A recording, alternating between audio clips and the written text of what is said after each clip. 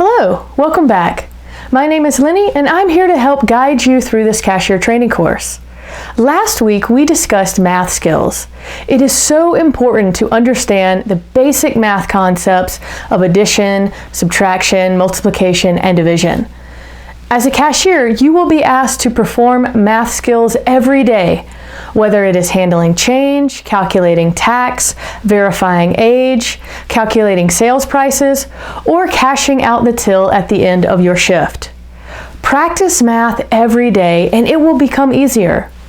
Remember, you can always review the videos as often as you need. If you have questions, ask your instructor. Not only do cashiers need oral and written communication skills, they also must have basic math skills to be able to read quickly for accuracy. Cashiers will read many different items each day: memos and notes from managers, letters from suppliers, new hire manuals, price tags, receipts, coupons, and schedules are a few examples. Employers expect cashiers to read in order to follow instructions and serve customers. Cashiers need to be able to read to succeed at their job. There will be days when you arrive to your work and your manager will have a list of tasks that you need to complete. It's important to always read those notes carefully and complete the items to the best of your ability. Let's look at the following example of what you may see at work. Christine works as a cashier at a sandwich shop in the mall.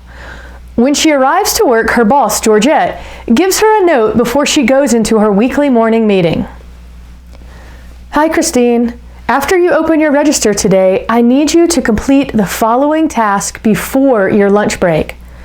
I have prioritized the task for you. If you have questions, ask Aiden. I cannot be disturbed while I'm in my meeting. Throw out the old lettuce and replace it with fresh lettuce. Make the daily special sign. Wipe down all the customer tables.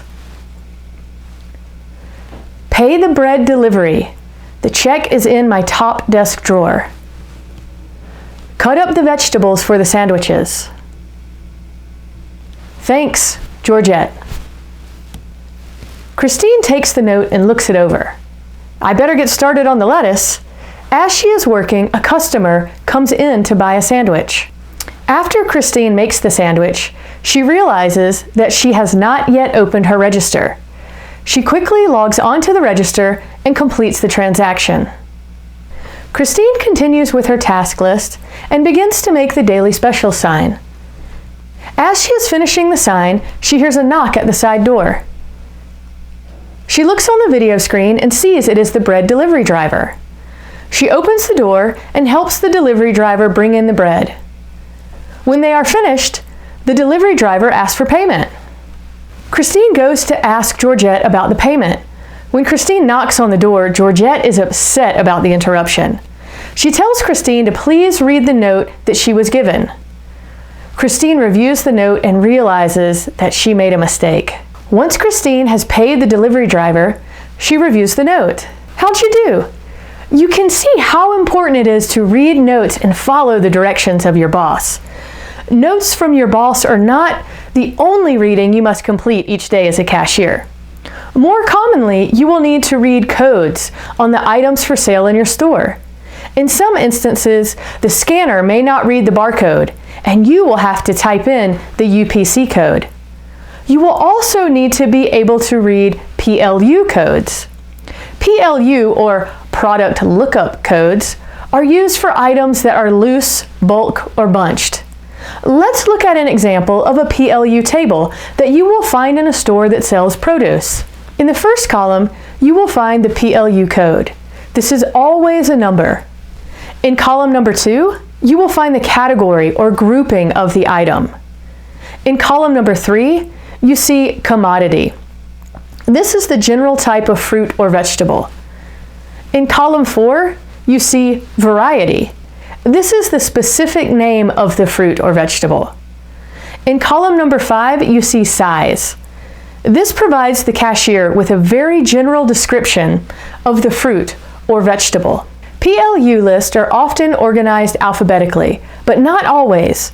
In many cases, the price per unit will also be displayed. Your employer will train you more on using PLU codes at your job.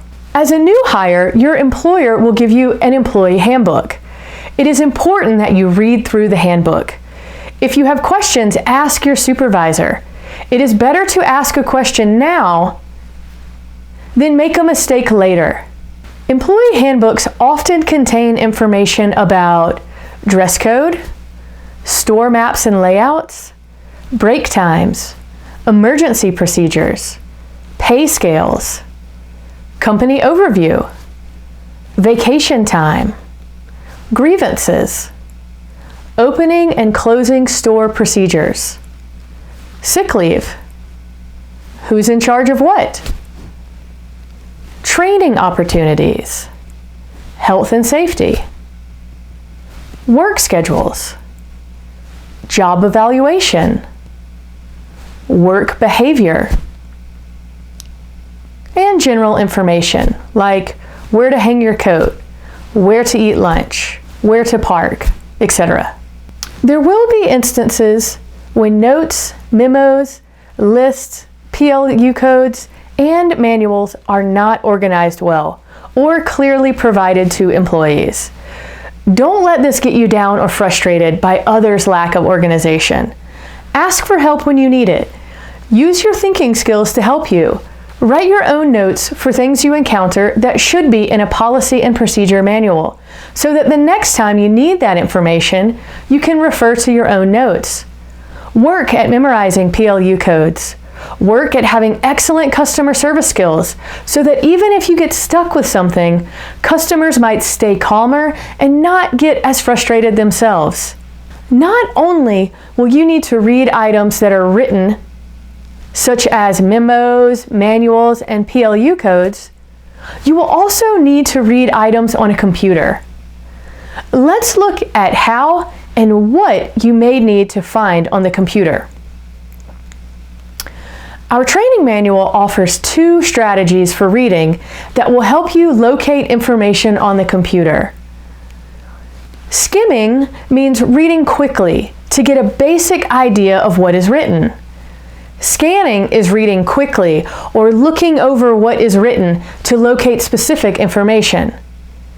You may also look for formatted words, meaning they're in bold or underlined or italicized. Maybe they use all capitals, or it's a different color. All right, let's look at a Word document and discuss some of the formatted items. So some things that you might see to draw your attention would be a highlighted item, like we have here in blue. And the way that you highlight anything in a Word document, so you take your cursor and you hold down the left click, you highlight, and then you go to this icon, and you can change it into any color that you want, yellow, green, blue, okay? You might also see words in different colors, like we see here. Again, if you want to highlight words in a document, you take your cursor, hold down the left click, highlight it, and then you use this feature. And you can change it to blue, orange, green, purple, any color that you desire. You will also see in many documents, if it's trying to draw your eye, you will see that the font is going to be changed. And the font is just the shape of the words or the size of the words. So here we'll look at a cashier.